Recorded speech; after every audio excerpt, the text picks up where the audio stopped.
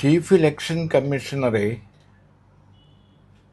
നിശ്ചയിക്കാനുള്ള കമ്മിറ്റിയിൽ നിന്ന് സുപ്രീം കോടതി ചീഫ് ജസ്റ്റിസിനെ ഒഴിവാക്കിയ നടപടി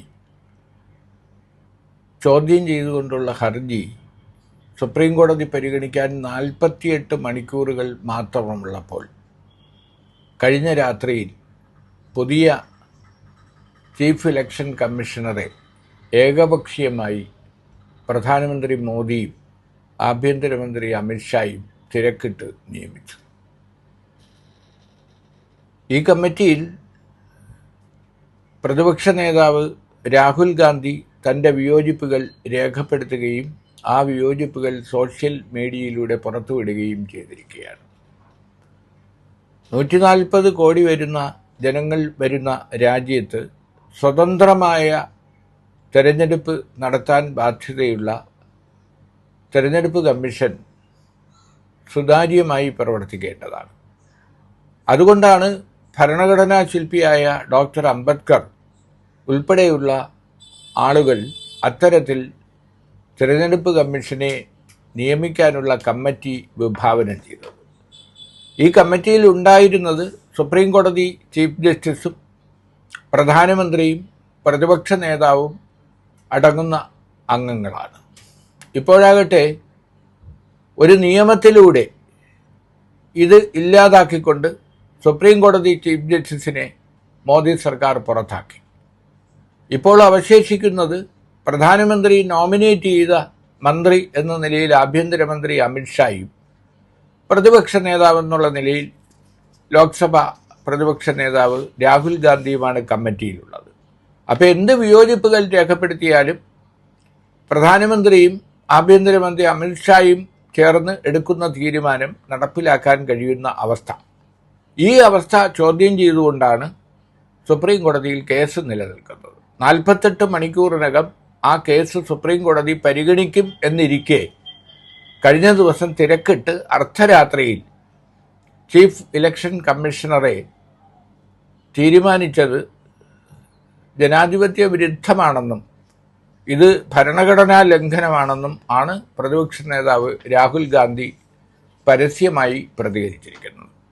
കമ്മിറ്റിക്കകത്ത് പ്രതിപക്ഷ നേതാവ് രാഹുൽ ഗാന്ധി നടത്തിയ വിയോജിപ്പ് അദ്ദേഹം സോഷ്യൽ മീഡിയയിലൂടെ ജനങ്ങളുടെ അറിവിലേക്ക് പുറത്തുവിടുകയും ചെയ്തു.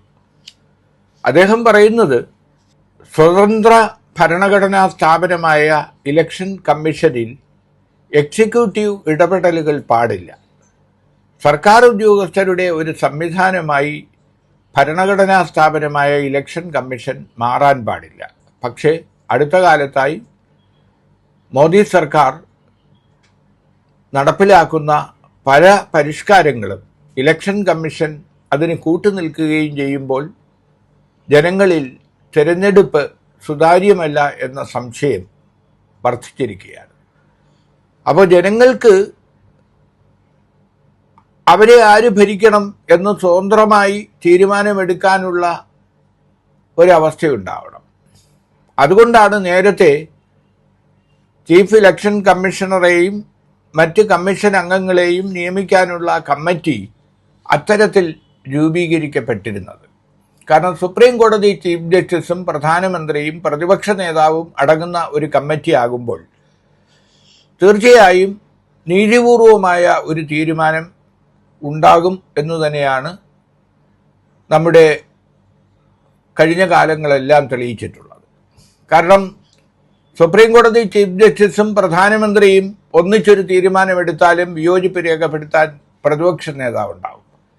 പ്രതിപക്ഷ നേതാവ് പറയുന്ന വിയോജിപ്പുകൾ ഭരണഘടനാപരമാണോ നിയമപരമാണോ എന്ന് പരിശോധിക്കാനുള്ള യോഗ്യതയുള്ള ആളാണല്ലോ സുപ്രീം കോടതി ചീഫ് ജസ്റ്റിസ്.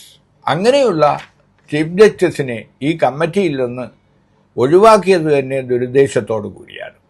അപ്പോൾ അത് ഒഴിവാക്കിയതിന് ശേഷം പാർലമെൻറ്റിൽ നടത്തിയ നിയമനിർമ്മാണം, ആ നിയമനിർമ്മാണത്തെ ചോദ്യം ചെയ്തുകൊണ്ടുള്ള കേസ് വരുന്ന 48 മണിക്കൂറിനകം സുപ്രീം കോടതി കേൾക്കാനിരിക്കെ തിരക്കിട്ട് അർദ്ധരാത്രിയിൽ പുതിയ ചീഫ് ഇലക്ഷൻ കമ്മീഷണറായി നിയമിക്കപ്പെട്ടിരിക്കുന്നത് ഗാനേഷ് കുമാർ കേരള കേഡറിലൂടെ സിവിൽ സർവീസിൽ എത്തിയ ഗാനേഷ് കുമാറാണ് പുതിയ ചീഫ് ഇലക്ഷൻ കമ്മീഷണർ. കുമാർ എന്ന മുൻ ചീഫ് ഇലക്ഷൻ കമ്മീഷണർ വിരമിക്കുന്ന ഒഴിവിലാണ് ഈ നിയമനം. വിവേക് ജോഷിയാണ് പുതിയ കമ്മീഷണർ. അപ്പോൾ കേരള കേഡറുകാരനായ ഗാനേഷ് കുമാർ ആഗ്ര സ്വദേശിയാണ്. അദ്ദേഹം ആഭ്യന്തരമന്ത്രി അമിത്ഷായുമായി വളരെ അടുപ്പം പുലർത്തുന്ന ഒരു ഉദ്യോഗസ്ഥനാണ്. കാശ്മീർ വിഷയങ്ങളിലും അതുപോലെ അയോധ്യ കേസിലുമെല്ലാം സർക്കാരിനെ സഹായിക്കാനുള്ള ഒരു ഉദ്യോഗസ്ഥനായി അദ്ദേഹം പ്രവർത്തിച്ചിരുന്നു എന്നാണ് ആരോപിക്കപ്പെടുന്നത്. സുപ്രീം കോടതികളും ഹൈക്കോടതികളും ഇലക്ഷൻ കമ്മീഷനും ഉൾപ്പെടെയുള്ള ഭരണഘടനാ സ്ഥാപനങ്ങൾ സ്വതന്ത്രമായി പ്രവർത്തിക്കാത്ത ഒരവസ്ഥ ഒരിക്കലും ഇന്ത്യ പോലുള്ള ഒരു ജനാധിപത്യ രാജ്യത്തിനും ഭൂഷണമല്ല. കഴിഞ്ഞ 10 കൊല്ലത്തിലേറെയായി മോദിയുടെ ഭരണകാലത്ത് ഇത്തരം ഭരണഘടനാ സ്ഥാപനങ്ങളെ നോക്കുകുത്തികളാക്കുന്ന നിയമനിർമ്മാണവും ഇടപെടലുകളുമാണ് കണ്ടുവരുന്നത്. കേന്ദ്ര സർക്കാരിനെതിരെയുള്ള പല വിധികളിലും സുപ്രീം കോടതി പോലും കേന്ദ്ര സർക്കാരിനെ ഭയപ്പെട്ടുകൊണ്ടോ അല്ലെങ്കിൽ അവർക്ക് വഴങ്ങിക്കൊണ്ടോ വിധികൾ പുറപ്പെടുവിച്ചു എന്ന സംശയം പോലും ജനങ്ങൾക്കുണ്ട്. അപ്പോൾ ഭരണഘടനാ സ്ഥാപനങ്ങൾക്ക് പോലും രക്ഷയില്ലെങ്കിൽ മോദി അവകാശപ്പെടുന്ന ജനാധിപത്യം നമ്മുടെ രാജ്യത്തുണ്ടോ? ഇപ്പോൾ അടുത്ത കാലത്ത് നമ്മുടെ പ്രതിപക്ഷ നേതാവ് രാഹുൽ ഗാന്ധി നമ്മുടെ സമരം BJPക്കെതിരെ മാത്രമല്ല കേന്ദ്രത്തിനെതിരെയുമാണ് എന്ന് പറഞ്ഞപ്പോൾ അത് രാജ്യത്തിനെതിരെയാണ് എന്ന് പറഞ്ഞു. രാഹുൽ ഗാന്ധി നടത്തിയത് രാജ്യദ്രോഹമാണെന്ന് പറഞ്ഞ് പോലീസിലും കോടതിയിലും കേസ് കൊടുത്തിരിക്കുകയാണ് BJPക്കാർ. എങ്ങനെയാണ് തിരഞ്ഞെടുക്കപ്പെടുന്ന ഒരു ഭരണകൂടത്തിനെതിരെ പ്രതിപക്ഷ നേതാവ് ഉന്നയിക്കുന്ന ആരോപണം രാജ്യദ്രോഹമായി മാറുന്നത്? അപ്പോൾ BJP സർക്കാരിനെതിരെ എന്തെങ്കിലും വിമർശനം ഉയർത്തിയാൽ അത് പ്രതിപക്ഷ നേതാവ് രാഹുൽ ഗാന്ധി ആയാലും പ്രിയങ്ക ആയാലും സോണിയാഗാന്ധി ആയാലും ഉടനെ അത് രാജ്യദ്രോഹമായി മാറുന്നു. കേരളത്തിലും സമാനമായ സംഭവങ്ങളുണ്ട്.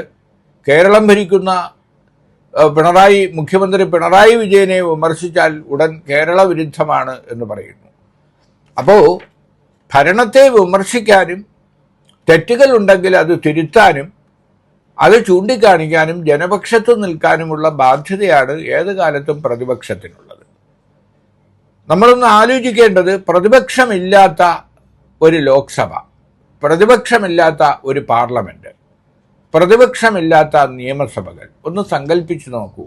എന്തായിരിക്കും നമ്മുടെ രാജ്യത്തിൻ്റെ അവസ്ഥ, നമ്മുടെ സംസ്ഥാനത്തിൻ്റെ അവസ്ഥ? അപ്പോൾ പ്രതിപക്ഷം ശക്തമാകുമ്പോഴാണ് യഥാർത്ഥത്തിൽ ഭരണപക്ഷം ശരിയായ നിലയിൽ ജനതാൽപര്യം സംരക്ഷിച്ചുകൊണ്ട് ഭരിക്കുക. ജനതാൽപര്യത്തിൽ നിന്ന് ഭരണപക്ഷം ഭരിക്കുന്നവർ വഴിമാറുന്നു എന്ന് കാണുമ്പോൾ അത് ചൂണ്ടിക്കാണിക്കാനുള്ള ബാധ്യതയാണ് പ്രതിപക്ഷത്തിനുള്ളത്.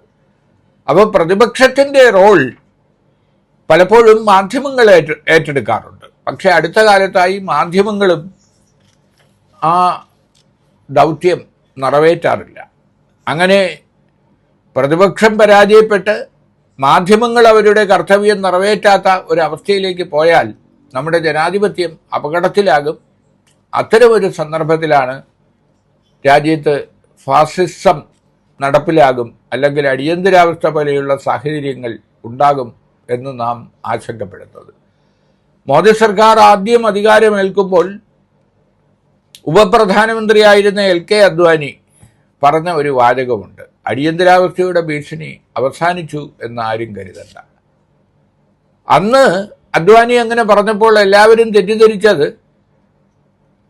ഇന്ദിരാഗാന്ധി പ്രഖ്യാപിച്ച അടിയന്തരാവസ്ഥയെക്കുറിച്ചാണ് അദ്വാനി സൂചിപ്പിക്കുന്നതെന്നാണ്. പക്ഷെ അങ്ങനെയല്ല എന്ന് വേണം ഇപ്പോൾ കരുതാൻ.